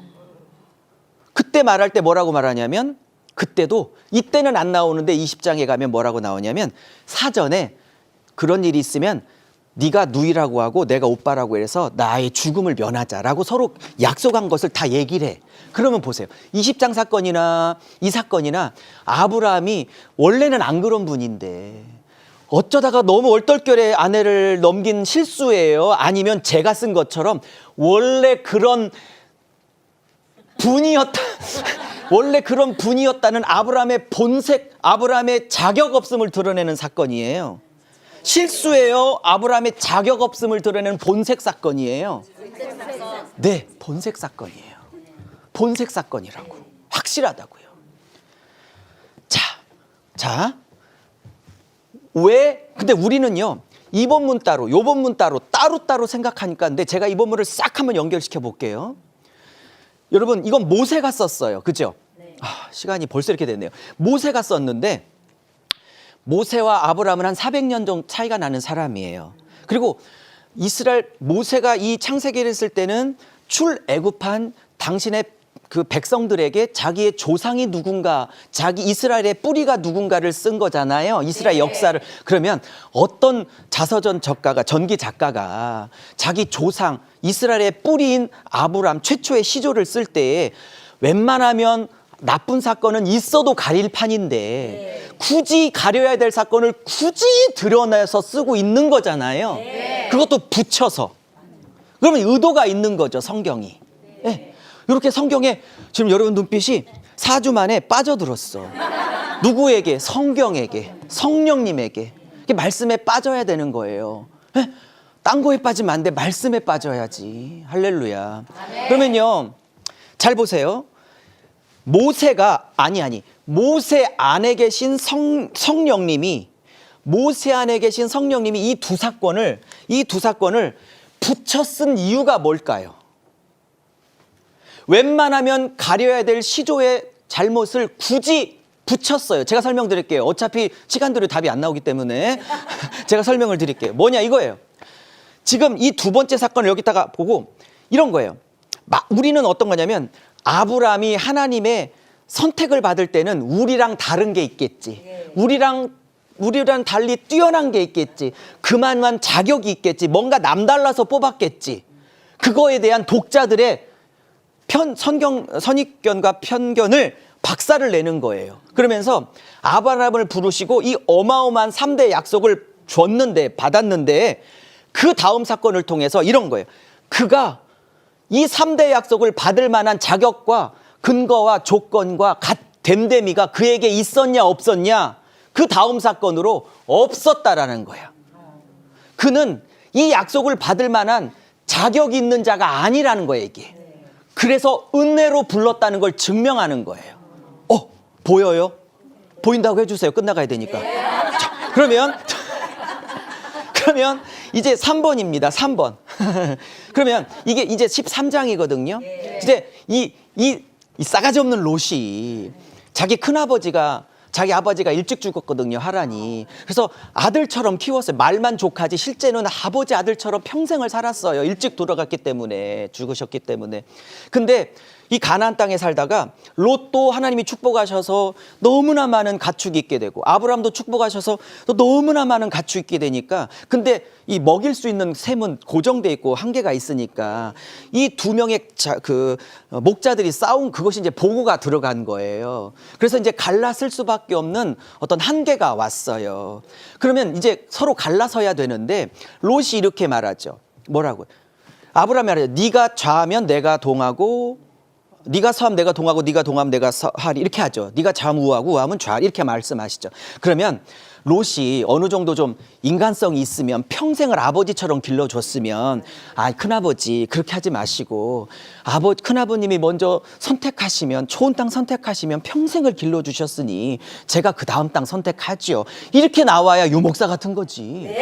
근데요, 이 롯이요, 아브라함이 그렇게 말했다고요, 쏙딱 그 제안을 받아 먹어서요, 자기가 먼저 선택해요. 근데 소돔과 고모라 그 직전에 있는, 그 입구에 있는 땅, 그 노른자 땅, 그 땅을 딱 선택해 버려요. 근데 성경은 이렇게 말해요. 소돔과 고모라를 멸망시키기 전인 거로 그 땅이 애굽 땅 같았고, 애굽 땅 같았고 에덴 동산 같았더라, 뭐 이렇게 얘기해요. 그러니까 멸망 직전이라 그런 거. 곧 멸망해야 될 땅이야, 이 땅도. 어쨌든 그 순간에는 롯이 멸망당하는 땅, 눈에 보이는 좋은 땅, 그 땅을 선택하게 되죠. 그리고 아브라함은 할 수 없이 이 척박한 땅, 가나안 땅을 선택하게 되는 거죠. 자, 그러면 지금 좋은 땅을 선택할 수 있는 그 선택권을 내려놨어요. 자, 여쭤볼게요. 아내 팔아먹어서 물질의 불을 불렸던 12장의 아브라함이었다면 이거 포기할 수 있었을까요? 못 포기해요. 근데 여러분, 12장이고 13장인데 글씨는 없지만 굉장히 많이 자랐네, 굉장히 많이 자랐네, 이거 안 느껴지세요? 많이 자랐네 아브라함이, 이런 거 안 느껴지냐고. 왜 포기했냐? 잘 보세요. 왜 포기했냐? 잘 보세요. 왜 포기했냐? 아내를 누이라고 속여서 자기 하나 살겠다고 그랬는데 하나님이 개입하셔서 아내도 되찾아주고, 더군다나 황공스럽게 바로를 통해서 물질까지, 가축까지 막 서비스로 막 엄청나게 부어주셨죠. 여기서 사고는 자기가 쳤지만 수습을 하나님이 하시는 걸 보고 뭐를 느꼈냐? 내 인생 내가 아둥바둥 집착하고 내가 손에 쥐지 않아도 하나님이 책임지는구나, 그걸 느꼈기 때문에 요셉에게 이것을 포기할 수 있는 성장이 그것에 있었던 거예요. 이렇게 맥으로 보니까 쫙 이어가지죠. 자, 마지막 강의를 하겠습니다.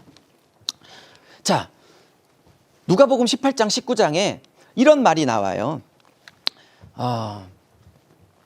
누가복음 18장 19장에 이런 세 본문이 나오는데, 첫째, 혹시 부자 청년 본문 아시나요? 왜 어떤 청년이 부자인데 이렇게 주님께 왔다가 주님, 어떻게 하면 영생을 얻으리까 하니까 말씀을 다 지키면 된다, 계명을 했더니, 나 다 지켰습니다 그랬더니, 야, 너 부자지, 다 가난한 자에게 주고 너는 나를 쫓으라 그랬더니 재물이 많아 슬퍼하며 떠나가더라 이랬더니, 이 부자 청년 있어요. 예, 있고요. 그다음에 바로 베드로가 뭐라고 하냐면, 부자 청년 때문에 속상해 하시는 주님을 보고 얘는 다 못 버리고 도망갔잖아요. 근데 베드로는 3년 반 전에 다 버리고 쫓았잖아. 그러면서 주님께 이런 얘기, 하여튼 참 베드로도 찬스의 달인이야. 주님 허전한 마음을 알고, 주님 부자 청년과 달리 나는 다 버리고 쫓아왔는데 뭘로 갚아주실 거예요? 이렇게 보상을 요구해. 그거에 대한 대답이 예수님이 영생으로 갚아줄게, 현세와 내세. 요런 본문이 첫 번째 본문이에요. 그리고 두 번째 본문은 그 유명한 소경 바디메오가 눈을 뜨는, 예수님에게 눈을 뜨는 장면이 여기에, 여기까지가 18장입니다. 그리고 19장에는 그 유명한 키가 작았던, 물론 저하고는 관계없지만 저하고는 너무 정반대의 키를 갖고 있었던 삭개오, 이 삭개오가 예수님을 만나 인생이 뒤집히는 장면이에요. 근데 여러분 보세요. 이 부자 청년 본문이나 소경 바디메오 본문은요, 다른 복음서에 다 있어요. 근데 이 삭개오 본문만큼은요, 오직 누가복음밖에 없어요. 그러니까 누가만 이 본문을 쓰고 있어요. 그러면 보세요. 다른 복음서 기자는 전혀 안 기록한 이 삭개오 본문을 누가만 여기에 썼다는 건 누가가 여기서 하고 싶은 얘기가 있는 거죠. 네, 그러면 이 본문 따로, 이 본문 따로, 이 본문 따로 다 그렇게 성도님들은 보세요. 근데 제가 보기에 이 본문은 하나예요. 자, 설명해. 시간이 너무 적지만 제가 최대한 빨리 해볼게요. 이런 거예요. 지금 소경이 눈을 떴다는 게 핵심이에요. 여러분 보세요. 그 다음 거 보세요. 이사야 35장 5절 6절에는요. 하나님이 보내시는 메시아가 고쳐야 될 질병의 종류가 나와요. 맹인, 귀머거리, 저는 자, 벙어리. 이 네 가지는 꼭 메시아가 고쳐야만 그분은 메시아인 거예요. 그러고 보니까 사복음서에 유독 소경, 벙어리, 귀머거리, 저는 자가 유독 많이 고쳐지는 게 나오는 이유가 그런 이유였구나 알 수 있겠죠? 네. 예. 그러면 다시 오면 이런 거예요. 소경이 치유받는다는 건 뭘 의미하고 있냐면, 소경이 치유받는다는 걸 뭘 의미하고 있냐면 이런 거예요. 메시아는 소경, 맹인의 눈을 뜨게 만드는 자예요. 메시아는 소경의 눈을 뜨게 만드는 자예요. 그러면 잘 보세요. 물론 육신적인 소경의 눈을 띄웠지만 이 예수님은 육신적인 소경의 눈을 띄우는 것을 통해서 영적인 눈을 띄우시는 메시아인 것을 말하고 싶은 거예요. 왜냐하면 바리새인들에게 너희들은 소경이라고 그러죠. 그들이 진짜 소경인가요? 눈 다 뜨고 있어요. 근데 영적 소경을 말하는 거죠. 그러면 이 본문은 단순히 육신을 눈뜨게 했다는 것만이 아니라 영적인 눈을 뜨게 만들었다는 뜻을 의미하고도 있어요. 자, 그러면 보세요. 이 본문이 어떻게 연결되냐면 이 소경은 영적으로 바라보면 이 소경은 영적 소경과 같아요. 그러니까 땅이 전부일 줄 알고 땅만 바라보고 살았던 사람들이에요. 하늘의 가치, 영원한 가치, 생명의 가치, 복음의 가치, 십자가의 가치, 이런 것은 완전히 눈이 가려진 자예요. 근데 예수님 만나서 하늘의 가치가 들어와 하늘의 눈이 열렸어. 영적인 눈이 열렸어. 더 큰 가치를 봤어요. 여러분, 더 큰 가치를 본 사람들은 낮은 가치를 포기하게 돼요. 보세요. 그러면 삭개오도 예수님 만나기 전엔 영적 소경이었어요. 그래서 땅이 전부인 줄 알고 땅의 가치인 대표인 돈에 집착했어요. 동족의 고열을 먹으면서까지. 근데 어느 날 예수님을 만나 땅이 다가 아니고 더 높은 가치, 하늘의 가치를 만났어. 하늘이 열려 하늘의 가치가 들어오니까 삭개오가 그동안에 전부라고 생각했던 가치가 뭐죠? 돈이죠. 근데 이 본문에 보면 뭐라고 그러죠? 삭개가 예수님 만나고 다 팔아서 가난한 사람 주고 4배까지 갚아드리겠다 그러죠, 사람들에게. 그러면 지금 삭개오가 그동안에 단 한 번도 내려놓지 못하고 있었던 뭐를 내려놓고 있다? 돈을 내려놓고 있죠. 땅의 가치의 대표인 돈을 포기하고 있죠. 왜 그럴까요? 더 높은 가치에 눈 떴기 때문이죠. 그럼 이 본문은 두 본문이 한 본문이에요. 땅이 전부인 줄 알고 살았던 사람이 하늘이 열려, 영적인 눈이 열려 하늘 가치가 들어오니까 이제 땅의 가치를 내려놓더라 라는 한 본문이죠. 이거는요, 반대요. 아무리 하늘을 얘기하고 하늘 가치를 얘기해도 결국 돈이 최종 목적인 사람은 여전히 영적 상태로 머물러 하나님 나라에서 제외되더라. 그러면 눈 열리면, 하늘이 열리면 땅을 내려놓고, 하늘을 아무리 얘기해도 땅이 최종 목적인 자들은 결코 영적 소경 상태로 머무르고. 이 본문 3개 본문이에요? 한 본문이에요? 항상 정답은 몇 번이다? 네, 그럼요. 물론 개별 본문인데 맥으로 보면 이렇게 다 한 본문으로 볼 수 있다는 뜻. 제가 너무나 많은 것이 있지만 아쉽게도 이 정도에서 마무리하도록 하겠습니다. 넉 주 동안 너무 수고하셨고요. 오늘도 너무 수고하셨고요. 언제 또 될지 모르지만 열심히 신앙생활 잘 하시고 못 보게 되면 천국에서 뵙겠습니다. 수고 많으셨고요. 저는 또 열심히 대전에 가서 열심히 또 사역하도록 하겠습니다. 여러분 너무 고생하셨어요. 감사합니다. 수고하셨습니다.